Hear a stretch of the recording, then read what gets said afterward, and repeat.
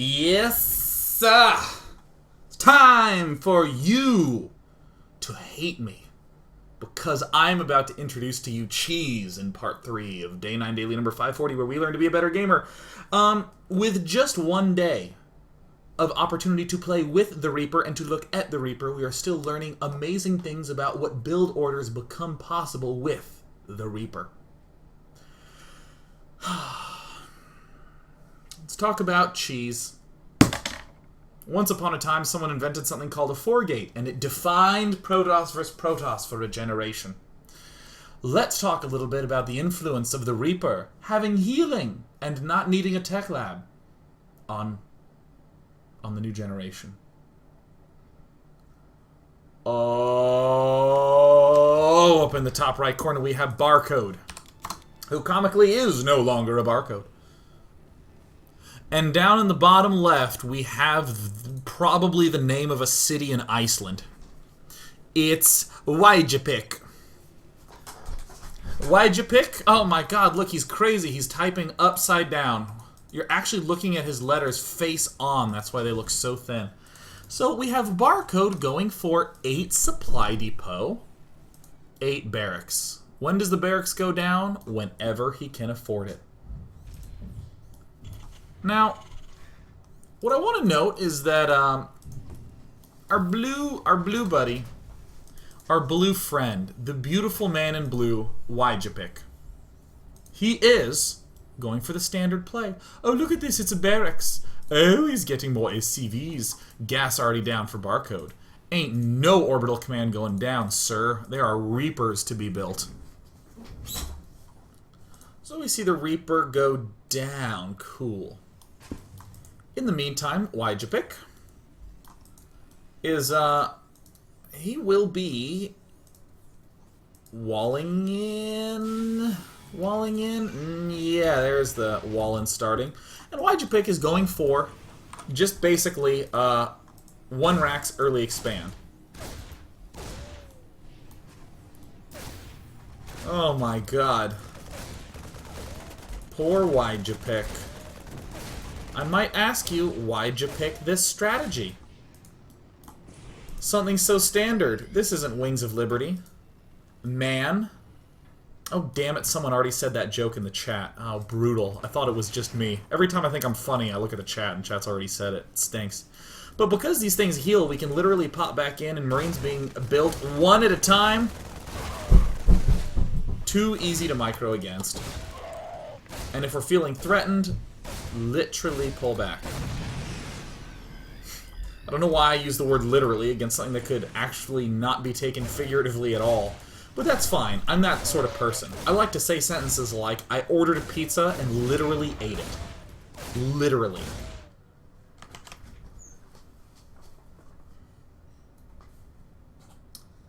Using literally in a completely unnecessary context is incredibly fun. I recommend it. The cabbie took us to the club, and I paid him a tip, literally. So their people hate me now. So, this is something that we saw before. It was pretty popular. Did I lose sound?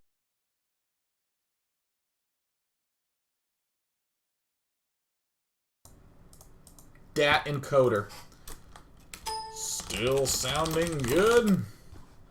So yeah, that's something that I would describe as one of those things that's going to be so good that it defines kind of how people are playing TVT. In fact, this next game that we're going to load up, I think, is an example of that already happening. Here we have Exel Dawas. Exel Dawas. And Nathanias. Oh, Nathanias.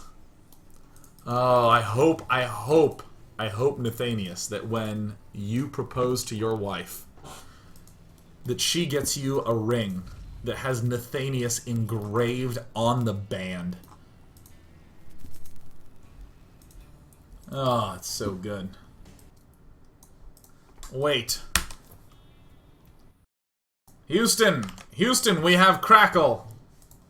All right, Marth, let's undo the crackle. Seriously, man, I will never know why StarCraft 2 randomly causes that to start happening. And how are we doing now, Marth? Murph? Sounds good now. Good, it's gone. It's no problem. That's why I do it. Because I want to see how much I can bend my face. We're already seeing the, we're already seeing the infamous Exel against Nathanias. Nathanias, who is a freaking genius. Going for the command center. Exel going for his very fast Reaper. But a lot of players are already, no matter what, going for the very early Reaper or going for a very early Marauder. With the concussive shell, I actually think that the Reaper is going to really strongly redefine how people are doing this matchup. I don't think there will be as much spreading out of Marines again. I think that people will be keeping them much more clustered and making their buildings a little more spread out to do some sort of spotting for the Reapers. So this is one of these nice mild situations where we see Exel going for this Reaper play, not going bonkers with it, still doing some damage, but it's not a clear win. I'm actually going to turn on the health bars for a moment here. Just sort of see the exaggerated effect of what's going on. Nathanias, I think, doing a very reasonable play, getting Combat Shield up. Stim sounds neat, but Combat Shield, if you can only get one of the add-ons, is much better. But, as we just sort of wrap this game out on this rather short part 3, I think it's interesting to note both how many command centers you can get up early if you are going for a limited Reaper. But if you're going for limited Reaper, I'm strongly of the opinion that going for the factory tech is going to be a little stronger.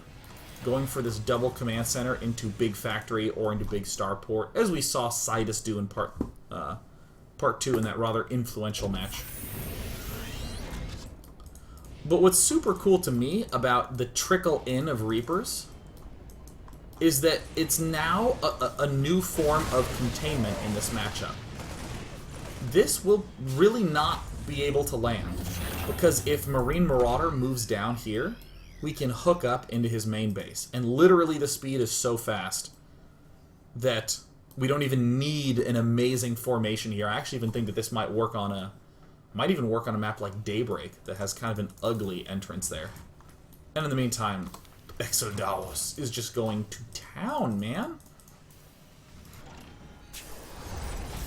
After the ever so difficult process of trying to get the expansion up, a single siege tank is enough to make all the Reapers cry, and death as well.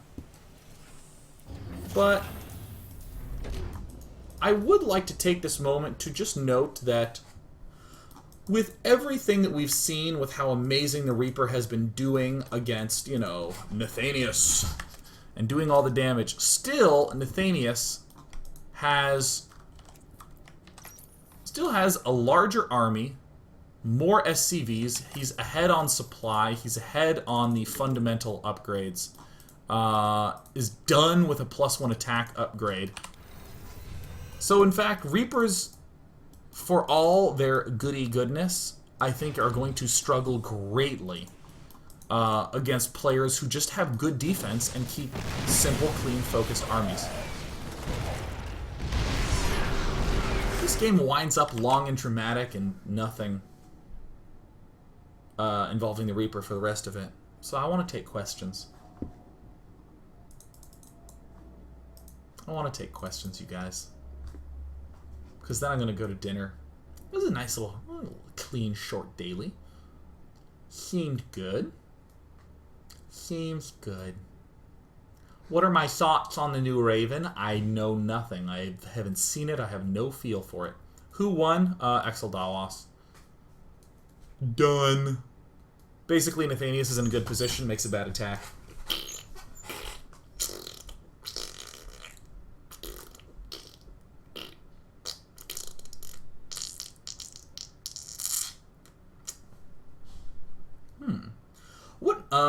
Red Rover 42 says, which matchup do you think this affected the most?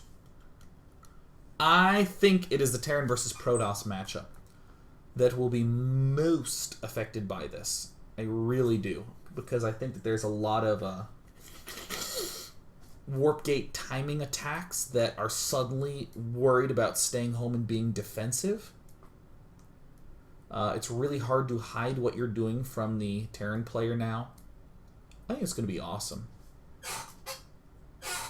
Will I be starring in the next Mummy movie? Yes.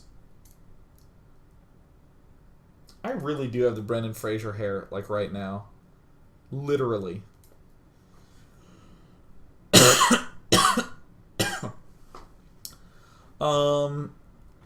XXJPenXX asks why I have so much hair on my arms. It's because when my body began producing testosterone, it was an American body, so it went way overboard. No moderation at all. Just like, put hair anywhere where there's skin, we want hair on it. Like my knees, hairy, gross. People look at my knees and they're like, oh my god. It looks like a baby pug's face was badly burned. Like, that's what my knee looks like. Literally. Literally. How often do I see Nick? Any event that I see my brother. Any event where Nick and I are casting is generally the only time I see my brother.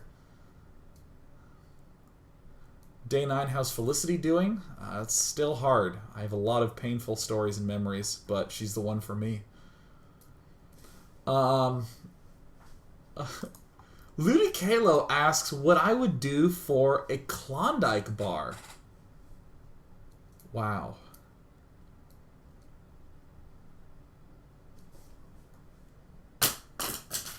What would I do for a Klondike bar? I mean, I have to think of something that I'm not a big fan of. What am I not a fan of? What would I do for a Klondike bar?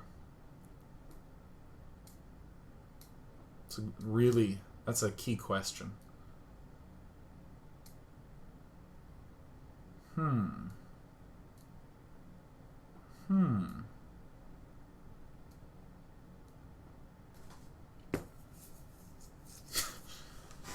I would have my firstborn son raised in a bunker deep below the ground. And he would have no contact with the outside world except for me and of course his mother, who would no doubt be just frickin' kick-ass. Together, we would raise this child alone, teach him everything he needs to know, teach him how to cook for himself, how to mend his own clothing, so he's really self-sufficient, a real self-starter. Teach him everything, all the subjects he needs to know, programming, math, public speaking, and that's it. And we would raise him to know all about the competitive command and conquer scene. We would teach him all about how good the Grenadier is for GDI. We would tell him that even though mammoth tanks seem really good, they're probably not that worth it. Certainly the obelisks of light are way too powerful. But he would practice this all day. We'd show him videos.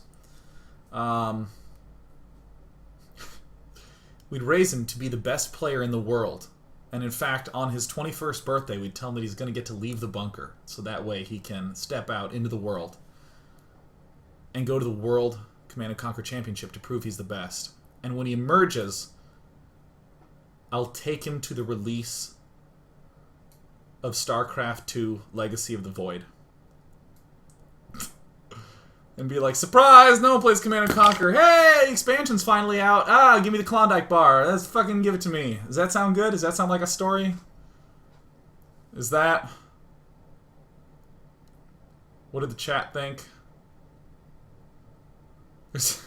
There's some guy in chat's going, no, seriously, what do you think about the Tempest? The Tempest, do you think the Tempest is fair in the matchup? It got some walls. It was fine. I'm so brutal. Tacos or burritos? Burritos. What? How is this such a useless Q&A? I'm not answering any questions.